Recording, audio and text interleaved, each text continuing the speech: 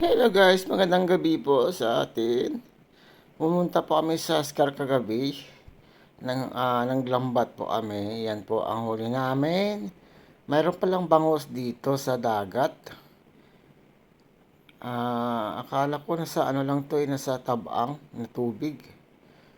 Pero ano siya, medyo katamtaman lang yung laki niya. Pero masarap. Kinilaw pala. Yan, yung kaibigan ko, yan. Mapula-pula pa yung bangus. Press na press. Kita nyo, dumadugo pa. At, at yan na po, nagsugba na po kami ng mga isda.